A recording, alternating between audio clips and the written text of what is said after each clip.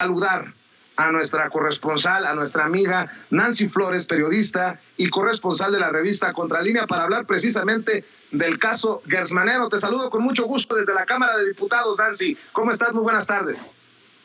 Hola Vicente, buenas tardes. Pues muchas gracias por la invitación y ya vi que andas ahí persiguiendo a algunos de los diputados.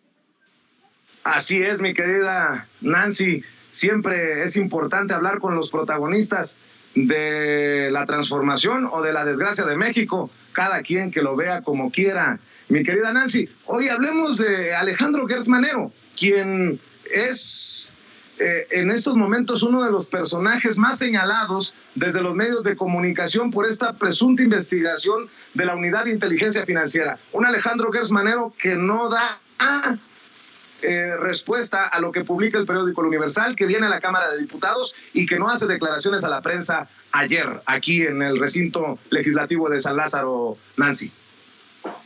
Pues sí, además vemos que en ambos casos, también en el de Santiago Nieto, pues hay información en torno a las propiedades y a, digamos, los nexos que pueda tener con algunas empresas. Yo creo aquí lo importante es, más allá de si la Unidad de Inteligencia Financiera está diciendo que existe o no existe este expediente, dicen que no existe. Yo la verdad creo que sí hay un seguimiento, porque hay que recordar que Santiago Nieto y el fiscal Gersmanero estaban peleados. Esto es sabido por todos que no se llevaban para nada bien y es muy probable que eso sí exista, pero más allá de eso, pues es que se investiguen en ambos casos, pues cuál ha sido la evolución patrimonial de ambos funcionarios, porque hay que recordar que ambos estaban en ciertas posiciones fundamentales para la lucha contra la corrupción y sobre todo para la lucha contra grandes males que tienen que ver con el narcotráfico también y el crimen organizado. En ese sentido, me parece que más que desmentir si existe o no la investigación, en todo caso lo que se requiere es un análisis de estos datos, ¿no? Es decir, una revisión exhaustiva a la evolución patrimonial de ambos funcionarios, sobre todo entendiendo que la relevancia del puesto que ocupa uno y el otro ocupó prácticamente durante 3 años, pues es tan importante que se requieren personas con una confiabilidad probada, ¿no? En ese sentido, lo que yo esperaría de las autoridades es que se hagan investigaciones al respecto y sobre todo sin un uso político de las herramientas, porque también por largo tiempo vimos que la Unidad de Inteligencia Financiera se utilizaba con fines políticos. No se ha comprobado totalmente en el caso de Santiago Nieto que así haya sido, pero en el pasado era muy dado a que esto existiera y que dependiendo de si eras amigo o enemigo del gobernante en turno, pues los aparatos de inteligencia se utilizaban en tu contra o en tu favor, dependiendo de cuál fuera el caso. Entonces, lo que se esperaría más bien es una revisión exhaustiva de esta evolución patrimonial y sobre todo, pues que se informe a la sociedad con claridad.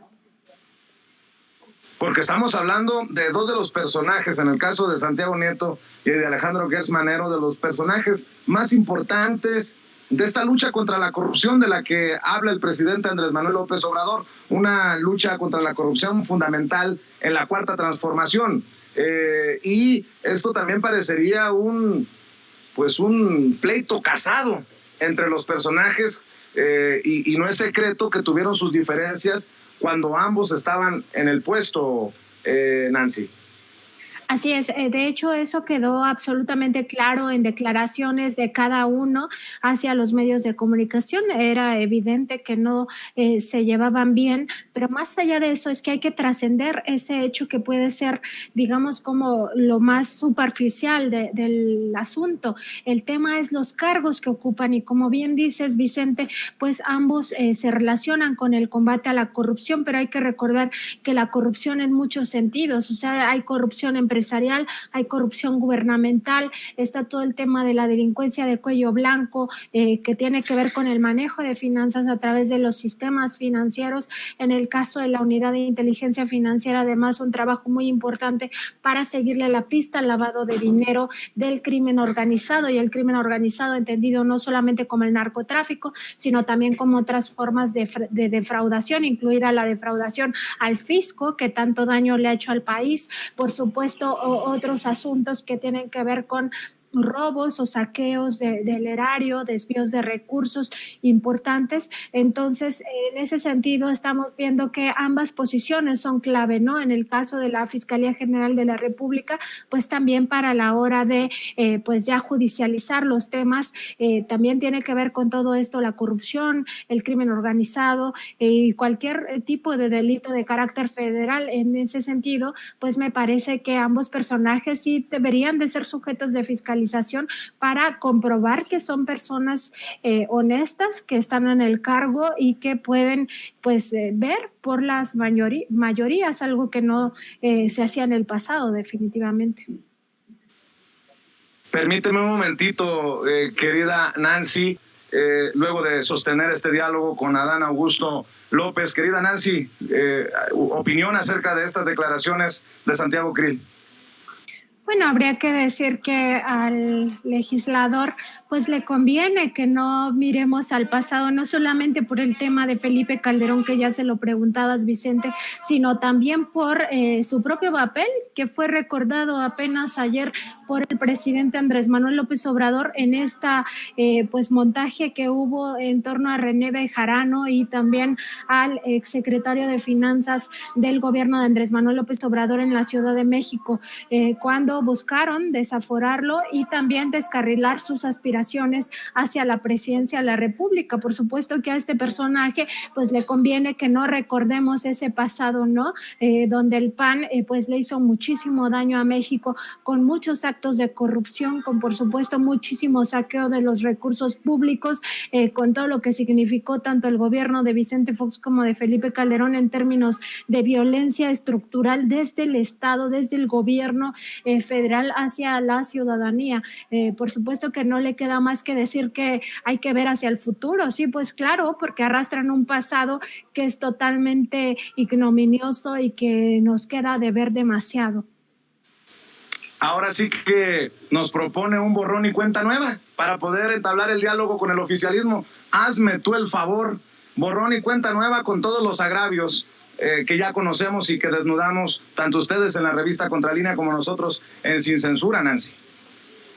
Así es, totalmente hay que recordar todas las violaciones graves a derechos humanos que se han cometido en ambos sexenios panistas, ¿no? Sobre todo y de manera reiterada en el caso de Felipe Calderón, y es algo que no debemos de olvidar, no solamente porque lo que significó pues para las familias, para todo este impacto social que se tuvo, sino sobre todo por lo que significa todavía la impunidad, es decir, todos estos casos siguen impunes. El presidente, expresidente Felipe Calderón sigue impune y por lo visto nunca va a rendir cuentas y nunca va a ser encarcelado por todos los crímenes de lesa humanidad que cometió, salvo que en el Tribunal Penal Internacional, la Corte Penal Internacional, pues algún día se le juzgue como lo que fue un personaje que violentó gravemente los derechos de los mexicanos al declarar esta guerra contra el narcotráfico. Entonces sí pide un borrón y cuenta nueva, pero porque no le conviene lo que hay detrás.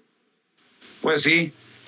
¿Cómo ves esto de la oposición que se les cae? Hablan de un dictador, pero un dictador que se abre al diálogo. Con eso que le preguntaba a Santiago Krill, le saca la vuelta. Obviamente el colmillo es largo y retorcido del diputado, pero creo que en su partido quedan como payasos ante esto que ocurrió ayer, que le reciben por parte del secretario de Gobernación para entablar el diálogo del oficialismo con la oposición, Nancy. Sí, y es algo de lo que el propio presidente López Obrador ya había hecho mofa, ¿no? Dice, por una parte, el líder de este partido regaña a los gobernadores panistas que asistieron el pasado 1 de diciembre a esta celebración en el Zócalo de los 3 años de gobierno del presidente López Obrador, y por otro lado, Santiago Krill va a pedir migajas, a exigir diálogo o como quiera vérsele. La verdad es que lo que hizo fue ir a tocar la puerta y por supuesto que el diálogo que se entabla, pues ningún dictador en ninguna parte del mundo habría accedido a esto. Pues ¿por qué? O sea, si es un régimen autoritario, no tiene por qué darle cabida a los opositores, ¿no? El tema es que, pues en efecto, quedan en el ridículo, no hay otra manera de decirlo, porque es una oposición carente de imaginación que no sabe ni para dónde jalar, y por supuesto que se dedica a difundir este tipo de mentiras, y también, como parte de sus estrategias del golpe blando, tratar de posicionar estas ideas del autoritarismo, de la dictadura, etcétera, etcétera, cuando lo que vemos en el día a día pues son otras cosas. Querida Nancy, para cerrar, ¿golpea al presidente de alguna manera el agarrón que traen Alejandro Gertz Manero y Santiago Nieto, también desde los medios de comunicación? ¿Golpea de alguna manera al presidente? Mira, yo creo que sí, en el sentido de que al final lo que se está viendo es cómo no puede haber una coordinación entre instituciones para un tema que es fundamental para el presidente López Obrador, que es el combate a la corrupción y, por supuesto, el combate al crimen organizado. En ese sentido, bueno, queda claro que en el pasado, pues esto no fue acompañado entre la UIF y la Fiscalía General de la República. Por ello sí golpea pues esta aspiración del presidente de acabar con la corrupción, que hay que recordar también, la corrupción, Vicente, es un generador de violaciones graves a derechos humanos, entonces no es cualquier cosa, y por supuesto que lo que se esperaría es una consolidación de las instituciones para la segunda mitad del gobierno de Andrés Manuel López Obrador, y que por fin ya a cargo de Pablo Gómez, la Unidad de Inteligencia Financiera, pues sea un aliado en el combate a estos dos males, ¿no? Grandes males que son tanto la corrupción como el crimen organizado. Y también pues que el fiscal pues ya empiece a entregar cuentas, porque lo que hemos visto hasta ahora pues es una lentitud generalizada en la Fiscalía General de la República. Querida Nancy, disculpa que aproveche tu generosidad para plantearte esto que acaba de enviar la Secretaría de Hacienda a través de la Unidad de Inteligencia Financiera. Hay una nota informativa con fecha de hoy. Dice: la Unidad de Inteligencia Financiera de la Secretaría de Hacienda y Crédito Público informa a la opinión pública el contenido de la carta aclaratoria enviada al periódico El Universal relacionada con esta nueva nota. Indaga UIF operaciones de inmobiliaria de Gertz, publicada en la portada del día de hoy, 7 de diciembre de 2021, que el supuesto informe participación corporativa del fiscal AGM no existe en esta Unidad de Inteligencia Financiera. Y dice así: es enviada al licenciado Juan Francisco Ili, director del Universal.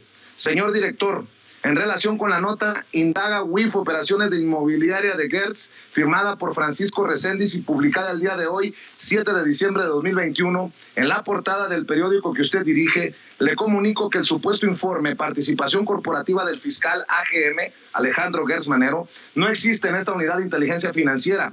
Por lo anterior, la Unidad de Inteligencia Financiera le solicita atentamente hacer del conocimiento de los lectores del Universal esta carta. Le agradezco de antemano sus atenciones. Atentamente, licenciado Heriberta Ferrer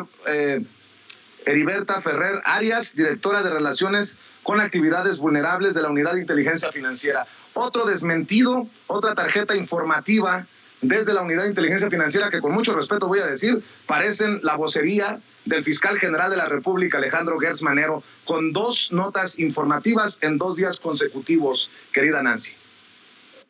Pues también un poco yo creo que este desmentido tiene que ver con el uso faccioso de la Unidad de Inteligencia Financiera en el pasado. Quieren como borrar esa imagen, y por supuesto que si no hay una denuncia previa en torno a estas actividades empresariales que pudiera tener el fiscal general de la República, si es que así se comprueba, pues en realidad sí dejaría en entredicho el papel que lleva la Unidad de Inteligencia Financiera en este sexenio concretamente. Me parece que más va por ahí que realmente lavarle la cara al fiscal, ¿no? Porque en todo caso el fiscal tendrá que salir a dar la cara ya por fin, que en efecto el día de ayer pues no quiso declarar nada ante la prensa, y esta reunión que sostuvo con legisladores pues pues fue a puerta cerrada, pero en algún momento va a tener que rendir cuentas, ¿no? Y lo otro que te decía Vicente, pues sí tienen que ser personas fiscalizables para tener garantías de que quienes están al frente de estas instituciones, pues tienen digamos, una trayectoria limpia sin nada que ocultar. Entonces, en ese sentido, me parecería que lo más viable es que el fiscal diga, pues, que se me investigue y que ponga abiertamente, pues, sus bienes y sus nexos con empresarios públicamente ya para que se conozcan. Querida Nancy Flores, tú sabes que te respetamos, que te admiramos en este espacio libre como el viento y que estamos al pendiente de lo que haces tú junto a Erika, junto a Sósimo y el equipo de la revista Contralínea, ahora también en YouTube. ¿Por qué no cerramos invitando a la gente para que esté al pendiente del trabajo que realizan desde la bendita independencia que tienen ahí en la revista Contralínea? Claro que sí, en nuestro canal de YouTube nos encuentran como Contralínea y nuestro programa se transmite de 9 a 11 de la mañana, de lunes a viernes. Ahí los esperamos y si no, bueno, en el canal quedan ahí colgados los programas para que a la hora que ustedes puedan los observen. Y también, bueno, estamos en Twitter como @Contralínea y nuestra página es www.contralinea.com.mx. A mí me encuentran como @Nancy_contra en Twitter. Y pues nada, Vicente, agradecerte este espacio y por supuesto tu generosidad siempre y también tus palabras y a todo tu equipo.